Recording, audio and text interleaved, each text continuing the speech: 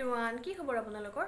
আশা কৰোঁ আপোনালোকসকলে ভালেই আছে চাগে। আৰু মই মোৰ জুপিটাৰ ব্লগ চেনেলটোলৈ আপোনালোকক সকলোকে স্বাগতম জনাইছোঁ। যদি মোৰ ভিডিঅ'বোৰ চাই ভাল পায় তেতিয়াহ'লে লাইক, শ্বেয়াৰ, ছাবস্ক্ৰাইব আৰু কমেণ্ট কৰিব। আৰু কাষতে থকা বেল আইকনটো ক্লিক কৰি অল কৰি দিব।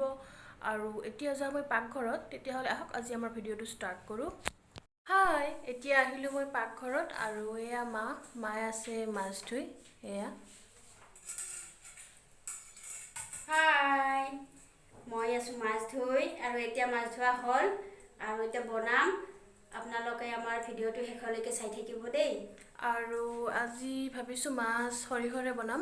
আৰু ইয়াৰ কাৰণে মই লৈছোঁ এটা পিঁয়াজ কাটি, অলপ আদা, নহৰু আৰু জিৰাৰ পেষ্ট বনাই লৈছোঁ, আৰু সৰিয়হৰ পেষ্ট বনাই লৈছোঁ, এটা বিলাহী কাটি লৈছোঁ, অলপ পাঁচফোৰণ, গোটা জিৰা আৰু কালজিৰা লৈছোঁ, দুটা জলকীয়া। আৰু আপোনালোকে ভিডিঅ'টো শেষলৈ চাই থাকিব। এতিয়া মই সৰিয়হৰে মাছৰ আঞ্জাখন বনাবলৈ ওলাইছোঁ। আৰু কেৰাহীত তেল দিছোঁ, গৰম হৈছে। আৰু এতিয়া মই পিঁয়াজ দি দিম।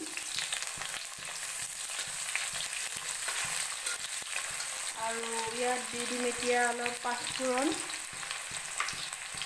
অলপ গোটা জিৰা আৰু অলপ কালজিৰা। এতিয়া এইখিনি অলপ ভাজি থাকিম।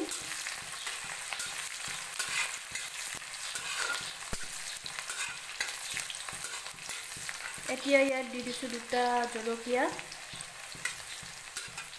আৰু পিঁয়াজখিনি অলপ ৰঙচুৱা পৰালৈ ভাজি থাকিব লাগিব। এতিয়া মোৰ পিঁয়াজখিনি ভজা হৈ গৈছে। ইয়াত অলপ হালধি দিম।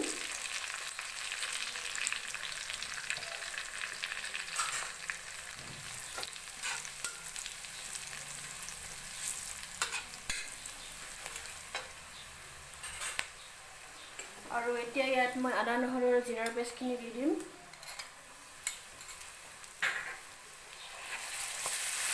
আৰু এতিয়া এইখিনি মই কেঁচা গন্ধটো যোৱালৈ ভাজি থাকিম।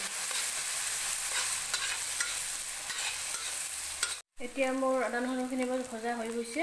আৰু বিলাহী এটা দি দিছোঁ ইয়াত। আৰু এইখিনি বিলাহীখিনি মই কোমল হোৱালৈ ভাজি থাকিম।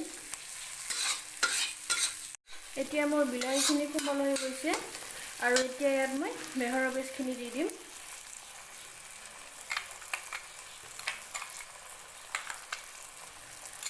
আৰু এতিয়া এইখিনি মই কেঁচা ভাৱটো যোৱালৈ ভাজি থাকিম। এতিয়া মোৰ সৰিয়হখিনি ভজা হৈ গৈছে। আৰু এতিয়া ইয়াত মই অলপ নিমখ দি দিম।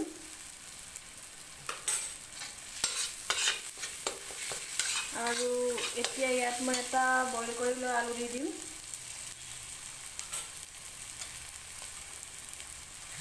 আলু দি খাই খুব ভাল লাগে।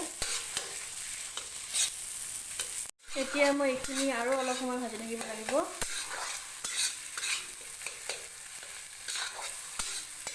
এতিয়া মোৰ এইখিনি ভজা হৈ গৈছে। আৰু এতিয়া ইয়াত মই অলপ গুড়ি মছলা দিম। এয়া দিছোঁ অলপ জিৰাৰ গুড়া, অলপমান দিছোঁ ধনিয়া গুড়ি, আৰু অলপমান দিছোঁ চব্জি মছলা। আৰু এতিয়া এইখিনি মই পানী দিম।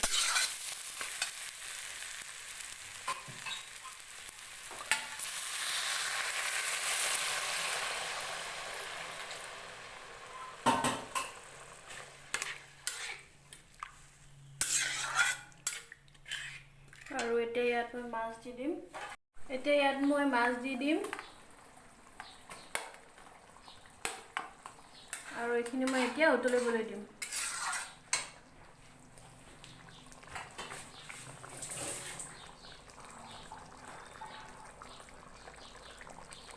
এয়া মোৰ মাছৰ আঞ্জা হৈ গ'ল।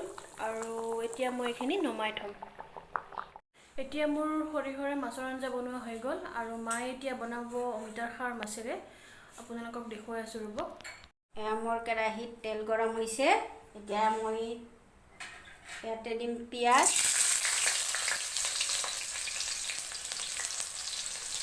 এটা জলকীয়া,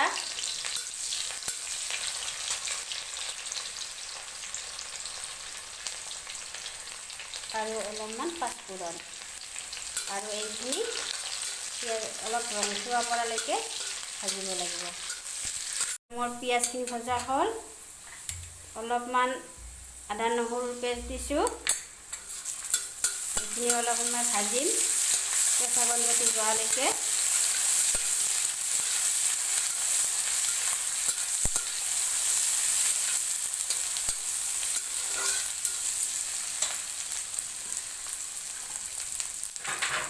আৰু এতিয়া মই ইয়াতে অমিতাখিনি দি দিম।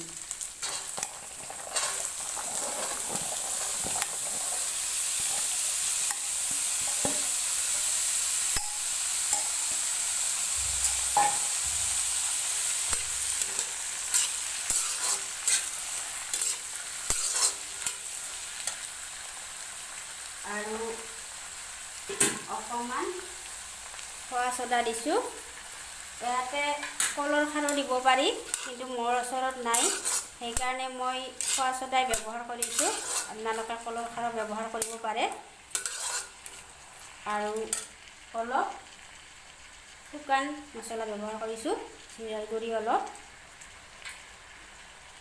ধনিয়াৰ গুড়ি অলপ আৰু চব্জি মছলা।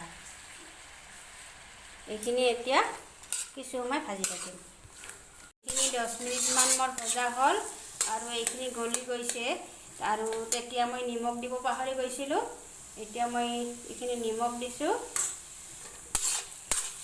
আৰু এতিয়া মই ইয়াতে মাছখিনি দি দিম।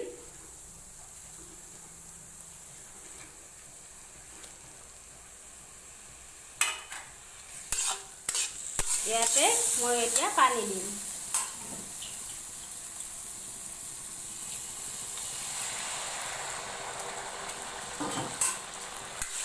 আৰু কিছু সময় উতলাৰ পিছত এইখিনি নমাই থ'ম। এয়া আমাৰ সৰিয়হৰে মাছৰ আঞ্জা আৰু অমিতাৰ খাৰ হৈ গ'ল। আজি আমাৰ ভিডিঅ'টো ইয়াতে শেষ হ'ল। আৰু আমাৰ ভিডিঅ'বোৰ যদি চাই আপোনালোকে ভাল পায়, লাইক, শ্বেয়াৰ, ছাবস্ক্ৰাইব আৰু কমেণ্ট কৰিব।